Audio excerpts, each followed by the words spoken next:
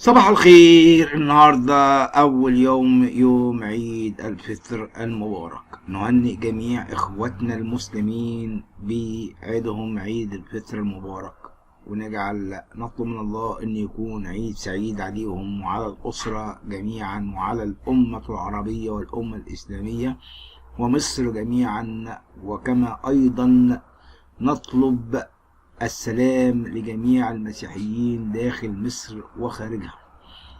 كثير في هذه الأيام من المسيحيات يتلقون بعض المشاكل سواء داخل الشوارع أو خارجها، حاجات ومشاكل كتيرة. آخر ما نتوقعه هو آخر التطورات بواقعة شقيقة أبانوب اسكندر، ويكشف عنها مصدر أمني. ماذا حدث؟ تعالوا نشوف تفاصيل واقعة تحرش بفتاة داخل ميكروباص بمصر الجديدة. تقوم القوات الأمنية بوزارة الداخلية بفحص مقطع فيديو مصحوب بتدوين متداول عن واقعة التحرش بفتاة داخل ميكروباص بمصر الجديدة، وتكثف الأجهزة الأمنية بالقاهرة جهودها لجمع التحقيقات في الواقعة للوقوف على ملابستها. بعد نشر شخص يدعى أبانوب اسكندر مقطع فيديو على موقع التواصل الاجتماعي تويتر يوثق مجموعة من الصور ومقاطع الفيديو لشاب قام بالتحرش بشقيقته بعد ممارسته فعلا فاضحا أثناء محاولة ممارسة العادة السرية أمامها للفتاة داخل الميكروباص بمنطقة شيراتون في مصر الجديدة. أين الأخلاق؟ أين التربية؟ لقد انتشر الفساد بجميعه، وانتشرت قلة الأدب بكل أنواعها. وكتب أبانوب على صفحته الشخصية: أريد حق أختي، ده من حقك، بعد أن نشر مجموعة من الصور ومقطع فيديو يتهم شابا بارتكاب أفعال غير لائقة وغير مهنية داخل ميكروباص مع أختهم. وتابع منشورات أبانوب: أنا مش عارف نروح فين ولا نيجي منين، بجد إخواتي مش عارفين يعيشوا من اللي بيشوفوه كل يوم في الشارع، مشيرا إلى أن مقطع الفيديو يوثق فعل فضيحة ارتكبها هذا الشاب أثناء تواجده على الكرسي الأخير داخل الميكروباص. وقامت خلاله أختي بتصوير مقطع فيديو لتقديم شكوى ضد هذا المتهم. وفي سياق آخر قال المستشار الدكتور حنفي الجبالي رئيس مجلس النواب أن مجلس النواب أصدر قانونا يشدد عقوبة ختان الإناث وهو بمثابة جناية، كما أصدر مجلس النواب تشريعا تضمن عقوبات رادعة لمواجهة التحرش وهي عقوبات شديدة. جاء ذلك خلال الاجتماع البرلماني العربي الآسيوي السنوي للسكان والتنمية في مجلس النواب، والذي شارك فيه عدد من ممثلي البرلمانات العربية والآسيوية ووزير التخطيط ووزارة التعاون الدولي ورئيس المجلس الوطني للشؤون الخارجية. وأضاف الجبالي: المجلس يلعب دوره ويعتبر المجلس في بداية الطريق نحو حماية حقوق الإنسان في كافة المجالات ورفع مستوى المواطنين وحل مشكلة السكان. إلى متى نعيش في هذه الجرائم؟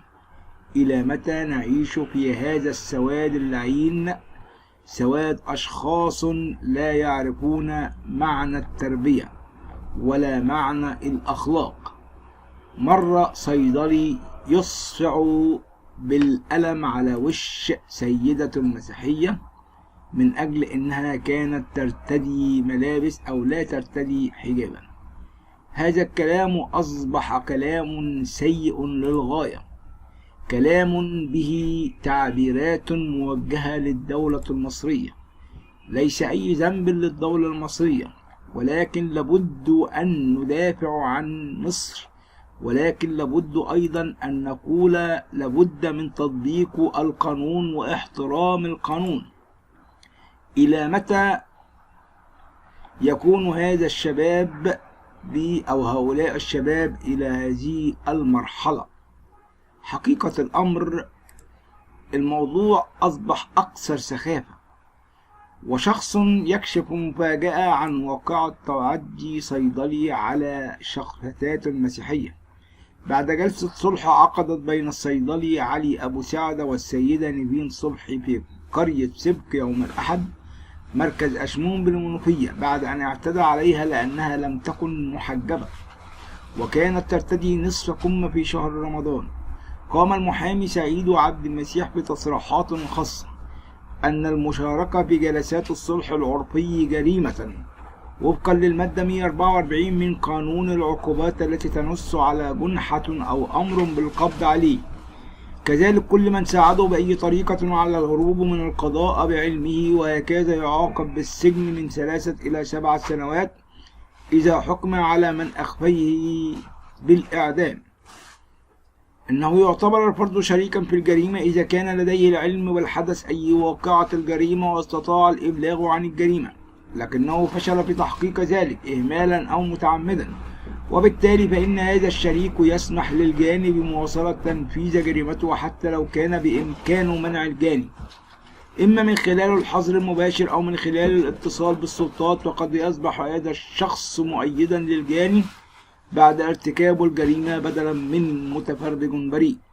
وتابع القانون يحدد درجة المشاركة في الجريمة، وإن عملية المشاركة لا تعتبر عادة جريمة يعاقب عليها وإن كانت تتعارض أحيانا مع المفهوم المقبول، وقد يصبح الشريك متآمرا في الجريمة اعتمادا على درجة تورطه وهل تمت الجريمة أم لا، مما يجعل مفهوم المشاركة أو التواطؤ من جانب الفرد مسؤولا جنائيا عن أفعال الآخرين. وعملية المشاركة في ارتكاب الجريمة قد تشمل دعم الجاني والتآمر معه، وغالبا ما يشار إليها باسم المسؤولية القانونية لدعم الجاني من خلال المشاركة في ارتكاب الجريمة. أحمد سالم: ماذا لو تعدى صيدلي مسيحي على منقبة؟ كان زمان الدنيا ولعت. شن الإعلامي أحمد سالم هجوما حادا على الصيدلي علي أبو سعدة الذي هاجم السيدة نيفين صبحي في قرية سبك يوم الأحد مركز أشمون بالمنوفية لأنها لم تكن محجبة ولابسة نص كم. وقال سالم على حسابه عبر فيسبوك: هو الصيدلي بتاع المنوفية وهو ابن مين في مصر عشان تسيبوه كده؟ تعدى على السيدة نيفين صبحي، وأتمنى ألا تتحدثوا عن فتنة لأن ما يحدث هو الفتنة نفسها، وأعتقد أنه إذا تم عكس الحادث وكان هذا الصيدلي مسيحيا واعتدى على منقبة كان زمان الدنيا ولعت من إخوتنا وإخواننا إياهم. وأكد أحمد سالم أنه كان سيطالب بالقبض على مرتكب الحادث بغض النظر عن دينه أو منصبه أو اعتذاره أم لا، وختم بقوله: يعني الذي ضرب رجل أمن الكومباوند يسجن، واللي ضرب ست متصالح معاه. يذكر أنه تم عقد جلسة صلح عرفية عندما تنازلت سيدة من قرية سبك يوم الأحد في بشمون بالمنوفية عن حقها بعد أن اعتدى عليها صيدلي بصبعها بسبب ما لبسها وأنها كانت تمشي بشعرها رغم علمه بأنها مسيحية.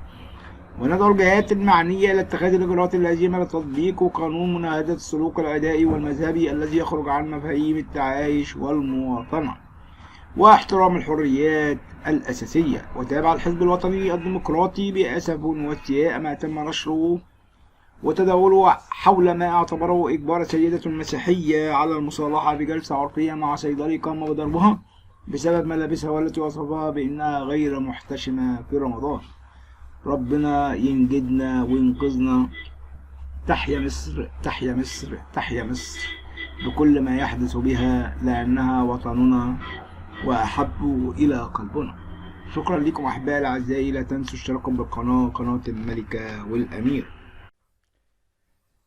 مساء الخير أحبائي وأعزائي، كل عام وأنتم بخير، وكل سنة وكل إخوتنا المسلمين بخير بمناسبة عيد الفطر المبارك لهم بعد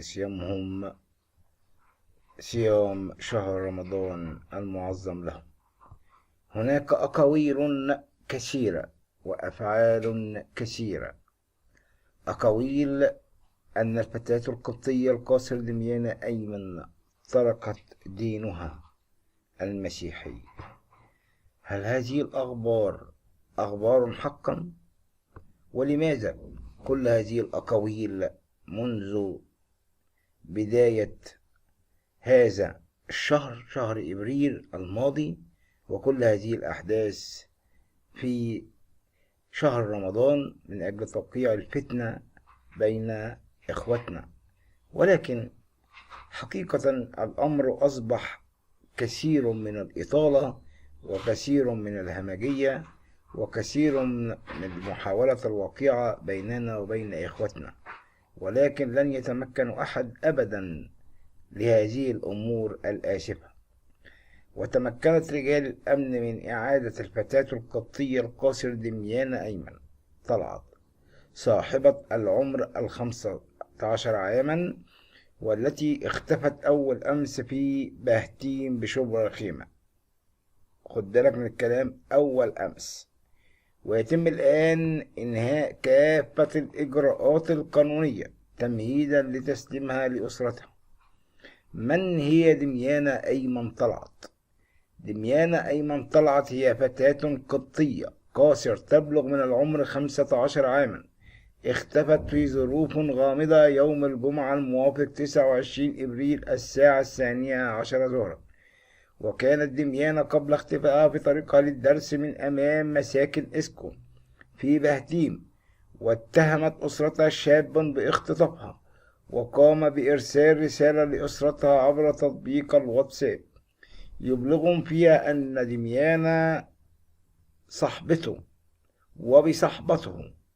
واستغاثت على الفور أسرة دميانة أيمن طلعت برئيس الجمهورية السيد الرئيس عبد الفتاح السيسي والسيد وزير الداخلية وجميع الأجهزة الأمنية بسرعة التدخل الفوري من أجل عودة الفتاة لأسرتها ولمنزلها. ولكن قبل أي شيء، هل بالفعل ذهبت دميانة مع زميلها أو صاحبها زي ما هو بيقول؟ وهل هي تركت أهلها ودينها بسبب هذا الشاب؟ أسرة دميانة تطلب الدعاء والصلاة من أجل عودة ابنتهم المختفية. وطالبت أسرة وأصدقاء دميانة أيمن طلعت في رسالة لجموع الأقباط بطلب تكثيف الصلاة والدعوات من أجل عودة الفتاة القاصر دميانة طلعت لأسرتها سالمة ودون أي أذى، وسرعة التوصل للخاطف الذي لم يعلن عنه حتى الآن، ولم يعلن شيء عن هويته حتى الآن.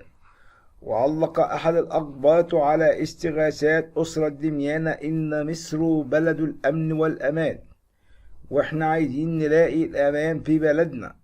واستجابت على الفور الأجهزة الأمنية لاستغاثات ونداءات أسرة دميانة والأقباط، وتحركت على الفور ليتم الإعلان منذ قليل عن التوصل لمكان دميانة أيمن طلعت، وأنها الآن بصحبة الجهات الأمنية وفي انتظار إنهاء الإجراءات القانونية قبل تسليمها لأسرتها. قيل قبل ذلك بنفس هذا الكلام ونفس هذه الألفاظ عن سيمون عادل التي كانت بالوراق.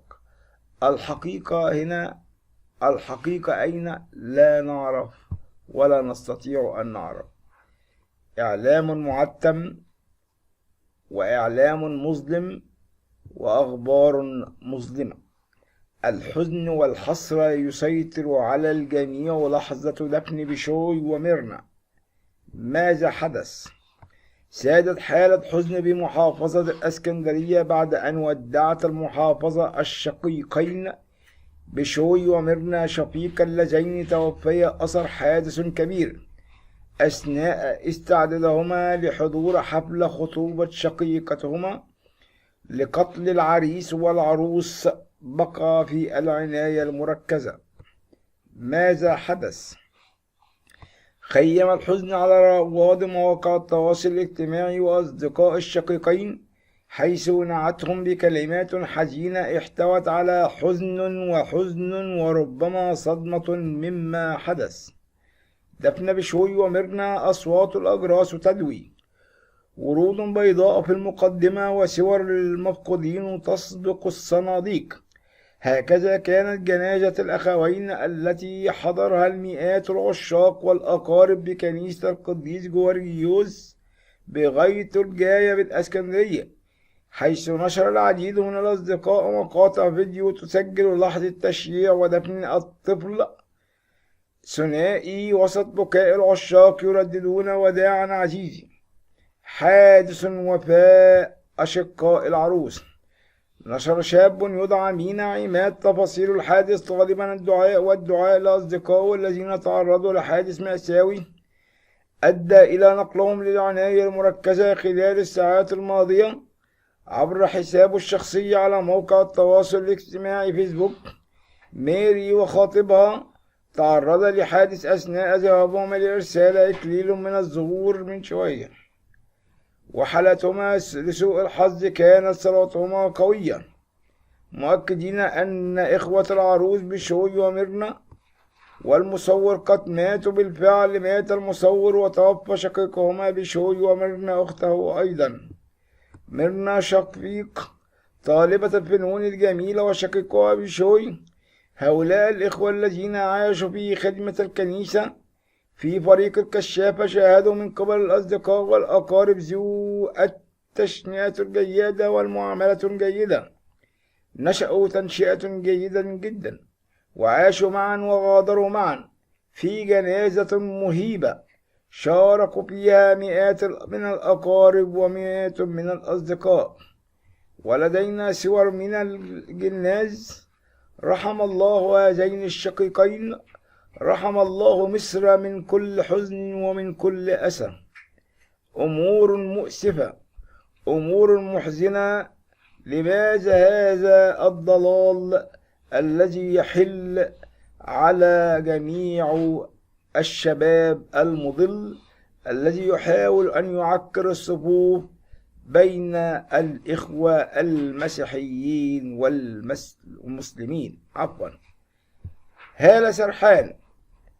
وسؤال إيناس الدغيدي: اتجوزت هالة سرحان في السر؟ وإيناس الدغيدي أجابت بدون تردد وبكل جراءة: اضطررت أن أقول هذه المقالة لأشهدكم مدى تفاهة وسخافة الإعلام.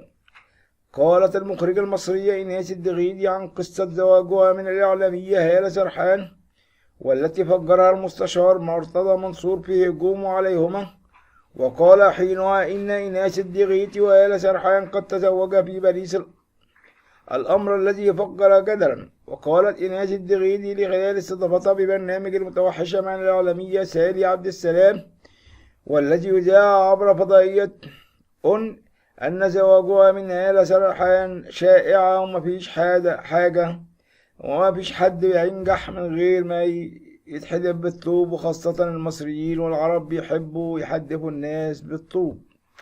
وعن التصريحات التي أدلى بها المستشار مرتضى منصور والذي روج لشائعة زواجها من هالة سرحان، قالت مرتضى منصور: بتاع فرقعات وهو صديقنا ولكن لازم يقول إفيه، ودلوقتي مفيش صحوبية ولما بشوفه بسلم عليه. ووجهت المخرجة إيناس الدغيدي رسالة خاصة لهالة سرحان قالت فيها: الأيام الحلوة اللي بيني وبينك عمرها ما هتتنسي، محدش هيوقع ما بينا تاني أبدا.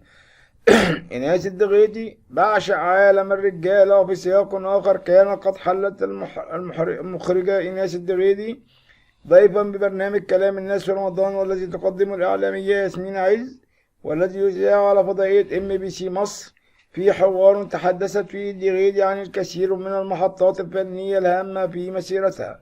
وقد تحدثت إيناس الدغيدي عن الفنان أحمد زكي وقالت: كان صديقي جدا وكان جاري وبيجي ويقعد في البيت عندي، وكان متعب في التصوير لأنه كان بيكون قلقان دايما متوتر من كل أفلامه. شكرا لكم أحبائي وأعزائي، ولكم مني كل الحب والتقدير، ونهنئ أخوتنا المسلمين مرة أخرى بكل بعيد الفطر المبارك، ويجعل مصر في سعادة وهناء. لا تنسوا اشتراككم في القناة، قناة الملكة والأمير. شكرا لكم ولمحبتكم.